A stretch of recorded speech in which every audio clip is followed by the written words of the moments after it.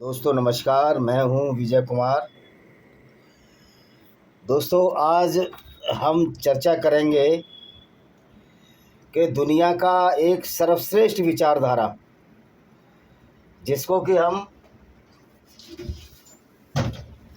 सनातन वैदिक धर्म के नाम से जानते हैं। जिस विचारधारा का मूल सिद्धांत वसुदेव कुटुंबकम की जहाँ व्याख्या हो, यानी कि पूरा संसार ही हमारा परिवार है और सवर्ते भवन्तु सुखिनः सवर्ते भवन्तु निरामय, सारे सुखी हों, सारे रोगी निरोगी हों,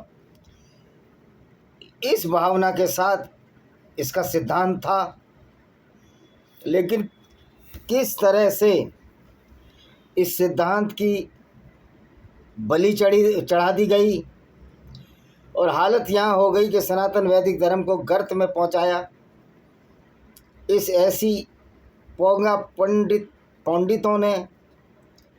पोंगा पंडित का मतलब जो ज्ञानी नहीं थे और अपने को ज्ञानी समझने लगे। राम भद्राचार्य जैसे लोग जो आज भी गोस्वामी तुलसीदास की रामचरितमानस की इन पंक्तियों पर विश्वास करते हैं कि ढोल गंवार पशु शूद्र नारी सब तारण के अधिकारी, या तेली कुम्हार कलवार कोल किरात भील ये सब गंवार हैं और एक ब्राह्मण अनपढ़ भी हो वो पूजनीय है। तो दोस्तों ऐसे लोगों की वजह से ही सनातन वैदिक धर्म का नाश हुआ। और आज हालत ये है, कोई भी सनातन वैदिक धर्म के लोगों को दो बातें सुनाकर चला जाता है कि तुम्हारे यहाँ तो नियोग की प्रथा थी, तुम्हारे यहाँ तो ब्रह्मा ने अपनी बेटी से बलात्कार किया सरस्वती से, और हमारे पास कोई जवाब नहीं रहता। क्योंकि जिस तरह से मनुस्मृति लिखी गई उसके नाम पर कि जो मानव मनु नाम का कोई चीज़ इस दुनिया में नहीं है, इसी तरह से आदम और हव्वा और आदम ईव नाम की कोई चीज़ दुनिया में नहीं है। साइंस ने सिद्ध कर दिया है कि सारे धर्म ही मनुष्य द्वारा बनाए गए हैं, कोई अल्लाह नहीं है। क्योंकि अगर दुनिया को बनाने वाला अल्लाह है जिसने पूरी दुनिया बनाई, तो सिर्फ गैर मुसलमानों के खिलाफ क्यों है? सिर्फ मुसलमानों का ही अल्लाह है। और मोहम्मद ने जो अपने आप को शंभू घोषित पैगंबर किया, घोषित कर दिया, जो पूरी ज़िंदगी काफिले लूटता रहा, पूरी ज़िंदगी औरतों से बलात्कार करता रहा, पूरी ज़िंदगी औरतों को बाज़ारों में बेचता रहा। मोहम्मद ने लड़कियां बाज़ारों में बेची, बनु करेजा यहूदी लड़कियों को बाज़ारों में बेचा, 700 से 900 लोगों को कत्ल किया। आज वो आइडियोलॉजी जो झूठ पर आधारित है, और उसी झूठ को हमारे सनातन वैदिक धर्मों ने, इन पाखंडी सो कॉल्ड पोंगा पंडितों ने बर्बाद किया सनातन धर्म को।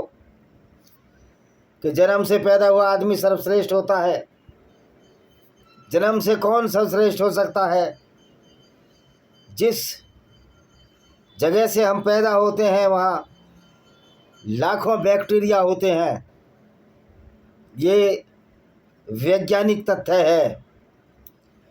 तो दोस्तों एक जो साइंस, जो वैज्ञानिक तथ्यों को बदलने की कोशिश की गई, सच्चाई को नकारने की कोशिश की गई, अध्यात्म की जगह पाखंड घुसेड़ा गया, और उसमें गोस्वामी तुलसीदास जैसे पाखंडी नराधर्म लोगों की, राम भद्राचार्य जैसे लोगों की वजह से आज सनातन वैदिक धर्म का बेड़ा गर्क हो चुका है। सनातन वैदिक धर्म को मानने वाले इस बात पर शर्मिंदा होते हैं कि इन पोंगा पंडितों ने क्या क्या लिख दिया। ब्राह्मण ब्रह्मा के से मुख से पैदा हो गया, क्षत्रिय भुजाओं से पैदा हो गया, और वैश्य पेट से पैदा हो गया। और इसी आधार पर जो धर्म पर आक्रमण करने वाले लोग थे, जो इसी टोह में रहते थे, खास तौर पर अम्बेडकरवादियों ने उस मनुस्मृति का फ़ायदा उठाकर उन लोगों को जो मनुस्मृति के प्रथम अध्याय के श्लोक 80 से 100 तक पढ़ें, तो जो लोग, हालांकि मैं मनुस्मृति को नहीं मानता हूँ, जो लोग मनुस्मृति को पढ़ेंगे वो जानेंगे कि जो पशुपालक और खेती करने वाली जातियां हैं, उनको भी इन अम्बेडकरवादियों ने, सो कॉल्ड बुद्धिस्ट लोगों ने, ऐसे लोगों ने जो स्वार्थी तत्वों ने बुद्धिस्ट बनकर सनातन धर्म पर अटैक किए और खुद जाति के कॉलम में नौकरी के लिए हिंदू लिखवाया। ऐसे लोगों ने पशुपालक जाति और जो खेती वाली जातियां हैं वो वैश्य वर्ण में आती हैं, उनको भी शूद्र वर्ण में लगा दिया। और हमारे मूर्ख लोग बिना मनुस्मृति को जाने पड़े सब 85-15 के फेर में पड़ गए, जबकि ऐसा नहीं है।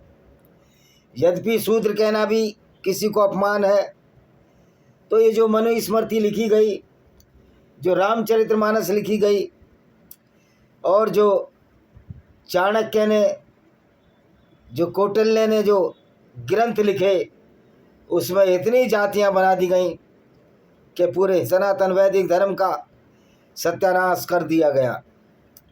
जो धर्म विश्व में अपनी पराकाष्ठा पर था, जो ये कहता था कि पूरी दुनिया ही हमारा संसार है और सारा संसार जब हमारा परिवार है, तो फिर इसमें जातिवाद, ऊंच नीच और भेदभाव की बातें कहाँ आ गईं। और जिन लोगों ने ऊंच नीच भेदभाव की बातें की, वास्तव में वो सनातन वैदिक धर्म संस्कृति के सबसे बड़े नाशक हैं। और ऐसे विदूषकों की वजह से, ऐसे जोकरों की वजह से जो सनातन वैदिक धर्म का हास हुआ, कालांतर में उसका फ़ायदा उन विचारधाराओं ने भी उठाया जिसमें हिंसा पर्याप्त मात्रा में है। जैसे कि ईसाइयों में बाइबिल का यहोवा भगवान जब ही खुश होता है जब उसको एक मेमने की बलि दी जाती है, निर्दोष मेमना, छोटे मेमने की बलि दी जाती है। इसकी कहानी जेनेसिस उत्पत्ति के चैप्टर में मिलती है कि कैन और एबिल नाम के 2 बच्चे थे जो आदम की औलाद थे। यद्यपि आदम ने भी अपनी ही बहन के ईव के साथ सेक्स किया और उससे आपस में इनकी शादियाँ हुई आगे। तो कैन और एबिल ने अपनी बहनों से शादी की जो आदम की औलाद थी। और एक भाई ने, कैन ने, जो बड़ा भाई था, उसने भगवान को, यहोवा को भेंट किया। वो किसान था, फल फ्रूट और जो, लेकिन भगवान खुश हुआ उस एबिल के साथ जिसने कि लैम की, मेमने की बलि दी। इसी तरह कुरान का अल्लाह कत्ल करके खुश होता है, खून बहाकर खुश होता है। लेकिन सनातन वैदिक धर्म जो कि ये कहता है यजुर्वेद में भी, और कि घोड़ों को ना मारा जाए, किसी की हिंसा न की जाए, किसी की बलि न ली जाए। और जब वसुदेव कुटुंबकम की परिकल्पना हो गई, यानी कि पूरा संसार ही हमारा परिवार है, तो फिर कहाँ कोई गुंजाइश बचती है ऊंच नीच की। पर इन पोंगा पंडितों ने हमारे सनातन वैदिक धर्म की नींव हिला दी, नींव खोखली कर दी।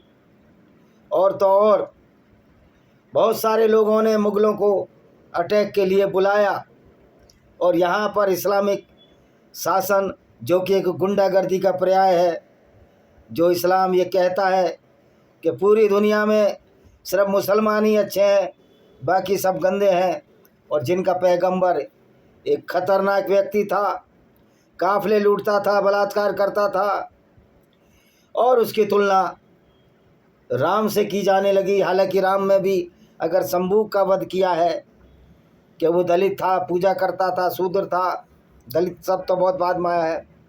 उसका वध भी गलत है। इसलिए ना रामचरितमानस और ना कोई रामायण ये साहित्यिक ग्रंथ हो सकते हैं, धर्म का विषय नहीं हो सकता। तो इन पोंगा पंडितों ने साहित्यिक विषयों को धर्म में घुसेड़ कर ऊंच नीच का भाव पैदा किया। और लोग कहते हैं कि दयानंद सरस्वती ने समानता का भाव लाया, तो ये विकृति तो बहुत बाद में आई। शुरू में तो ऐसा कुछ नहीं था।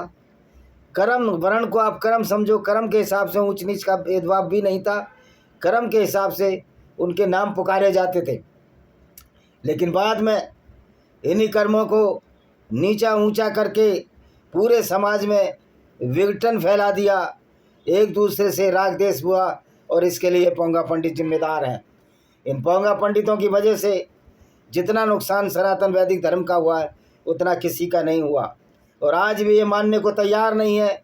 अरे भाई, जब सारे ही लोग इस सनातन वैदिक धर्म छोड़ देंगे तो कुछ चंद लोगों के सहारे तुम क्या अपनी सत्ता चला लोगे?